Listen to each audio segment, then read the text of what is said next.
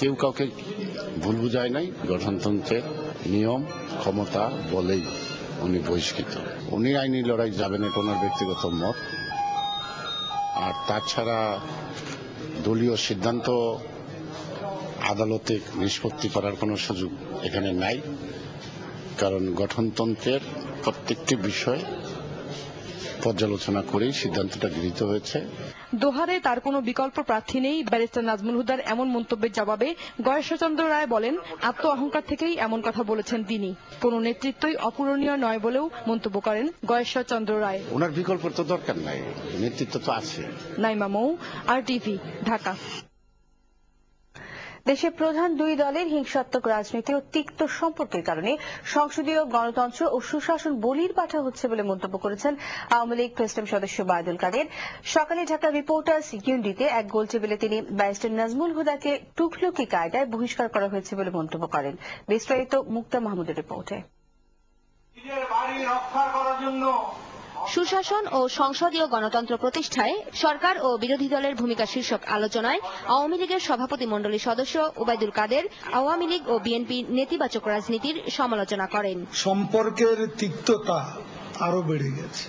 আওয়ামী লীগ ও বিএনপির সম্পর্কের মাত্রা এখন হিমাঙ্কের নিচে। এই উত্তাল পরিস্থিতিতে বলির পাঠা হচ্ছে কেবল সুশাসন, গণতন্ত্র ও সত্য।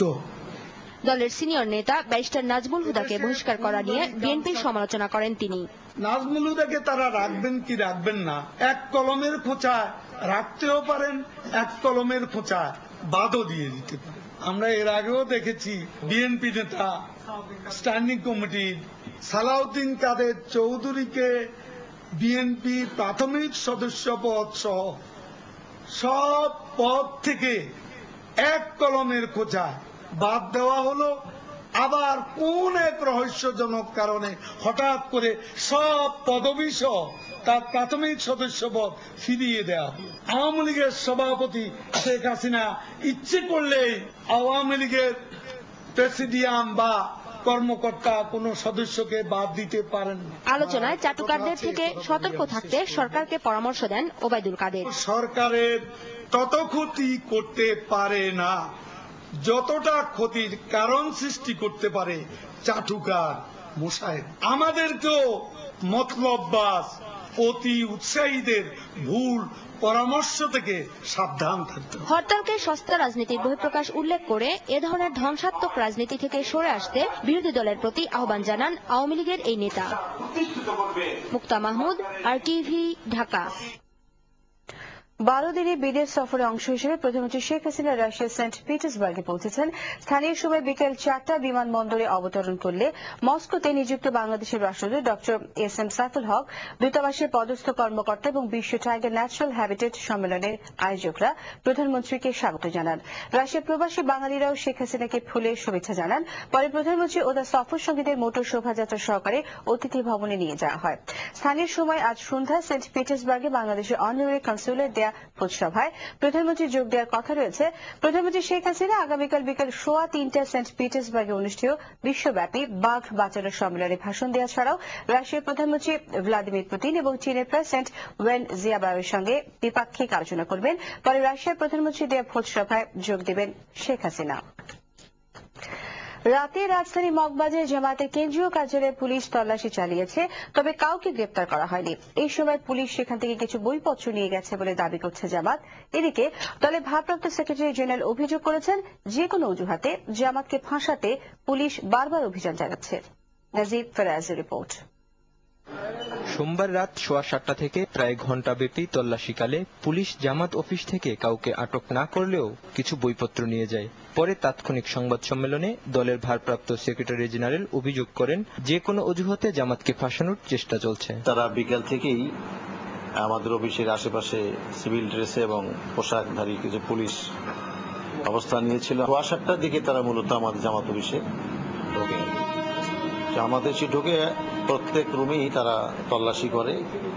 কেন্দ্রীয় অফিস 4বার তারা এরকম তল্লাশি করলো, তারা কিছুই পায়নি।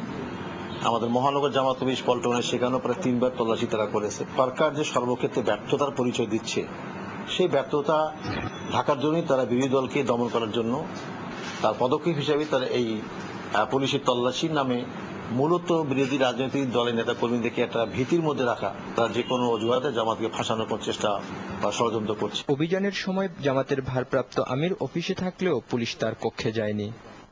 নাজিব ফরাইজি, RTV, ঢাকা।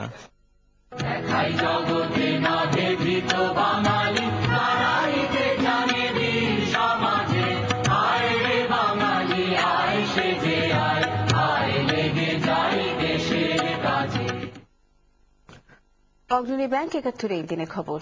পাকিস্তানি উচিত বাংলাদেশের নেতা শেখ মুজিবকে মুক্তি দেয়া। এই দিনে এমন মন্তব্য ভারতের প্রধানমন্ত্রীর। অন্যদিকে ঢাকা বিশ্ববিদ্যালয়ে গ্রেনেড হামলা চালায় মুক্তিযোদ্ধা শফিকুর রহমান শহীদ।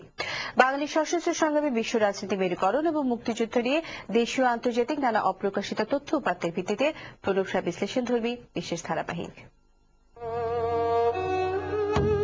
৭১ এই দিনে ভারতের প্রধানমন্ত্রী ইন্দিরা গান্ধী এক বিবৃতিতে বলেন, ভারতের সাথে সৎ প্রতিবেশী সুলভ সম্পর্ক বজায় রাখতে পাকিস্তানের উচিত বাংলাদেশের নেতা শেখ মুজিবুর রহমানকে মুক্তি দেয়া। উনি মনে প্রাণে চাচ্ছিলেন দেশ স্বাধীন হোক এবং বঙ্গবন্ধু মুক্তি পাক, এবং বিশ্ব জনমতের কারণে পাকিস্তান তখন মনে হয়ে উঠছিল যে মুক্তিযুদ্ধের কাছেও তাদের পর্যদস্ত জায়গায় জায়গায়, এবং পাক বাহিনীরও চাচ্ছিল তারা অতি দ্রুত আত্মসমর্পণ করার একটা ব্যবস্থা হোক, তারা মনে প্রাণে চাচ্ছিল সেদিন।